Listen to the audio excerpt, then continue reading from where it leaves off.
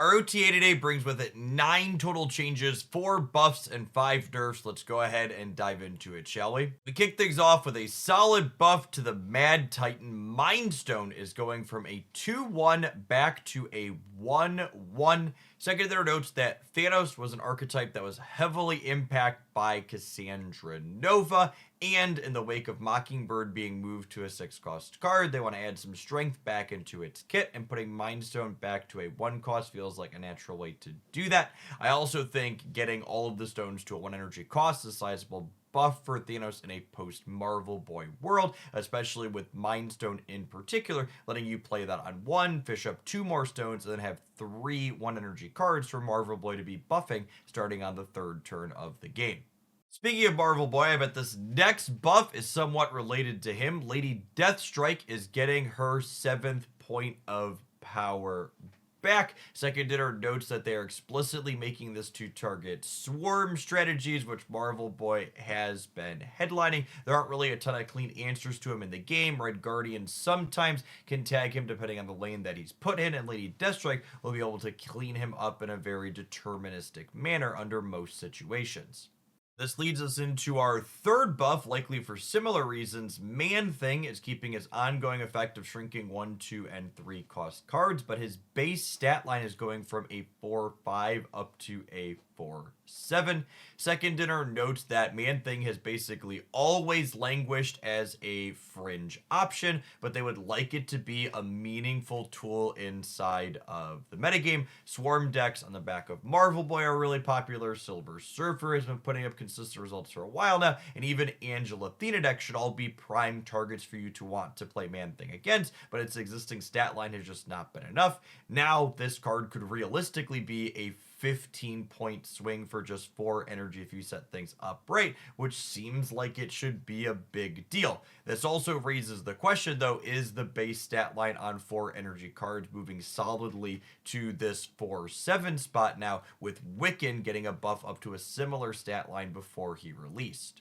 Speaking of cards that have always languished, our last buff is to another one that's never found a competitive home, and that is Angel is going from a 1-2 up to a 2-3. This is essentially just increasing the free power it's going to be providing by 50%. And while I don't know if this is necessarily going to be enough to make it competitively relevant, it is a strict upgrade from what the card is before. And I personally have a gold crackle split, so it's something I might be trying out in the not too distant future. As we move into covering the 5 nerfs in today's OTA, it is worth noting that Second Dinner acknowledges their back-end metrics imply the metagame has been fairly healthy, but there's a little bit too much strength isolated in a handful of top performers, so they're going to tap those down a little bit today with the hope that some more fringe strategies are becoming viable.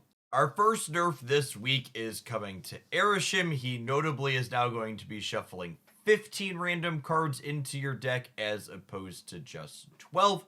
Second Dinner notes that they waited a bit to make any changes to Arishem because they wanted to see how the metagame shook out after Cassandra Nova was added. And while Cassandra Nova did even things out and push Arishem's play rate down a little bit, it hasn't done so much as they would like. So they're taking a little bit of direct action towards Arishem this week to hopefully suppress him a little further. They say very specifically that they would like this change to make it so the strongest cards in the Arishem deck, like Loki and Blob, you have access to less frequently, making the card have a higher emphasis on making do with the random stuff he generates more consistently.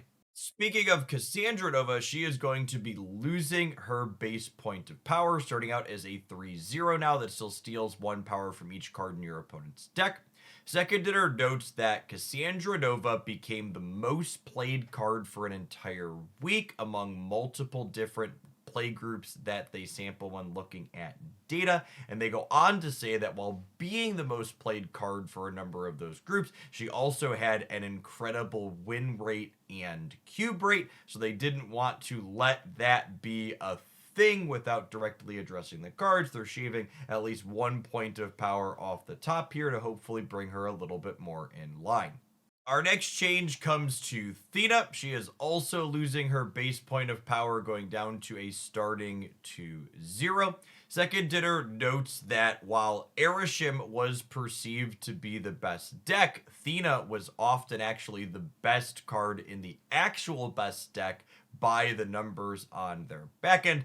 Pat myself on the back a little bit when I hear things like that, because I was definitely someone championing various Thea shells as one of the most powerful things to be doing inside of the Arishem metagame. They note that they're just like looking to tune her down a little bit, and I'm not surprised that they're making a change. And if I'm being honest, I am a little bit surprised that they're choosing to start by shaving a point of power off as opposed to changing her bonus to be +2. But Thea's fun, so I will take the smaller nerf when I can get it, I suppose.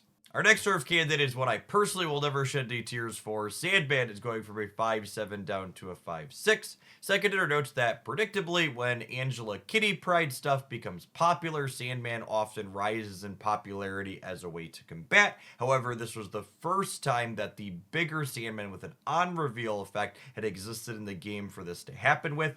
They then go on to point out that these Angela decks that Sandman kind of pops up to beat down weren't even among the archetype's best matchups, and this card has remained a robust part of the metagame since then, which definitely matches my lived experience. Sandman has been one of the more popular things in my games for a little bit now. Second Dinner goes on to note that one of their goals is to never have Sandman be a key player in the top deck, so they're giving him a little bit of a slap on the wrist here to try and tap him down a bit, which is definitely good for the fun of the game overall, in my opinion.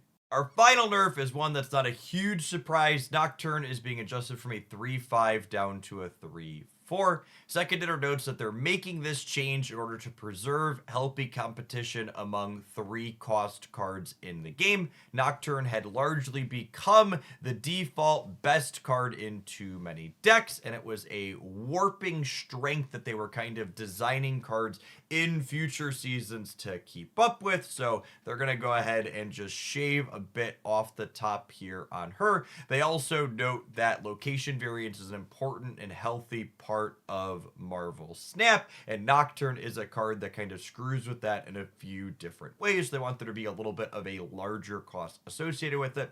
I agree with Second Dinner's assessment here. In fact, in my recent tier list video, I included Nocturne alongside Nico Minaru as one of the cards that you should just absolutely buy in Marvel Snap. If I'm being honest, I don't know that I expect this single point of power difference to really change my opinion in that realm. Obviously, she's going to be strictly worse than she was before, but I think in general, players tend to underrate cards that allow you to interface with locations in Snap.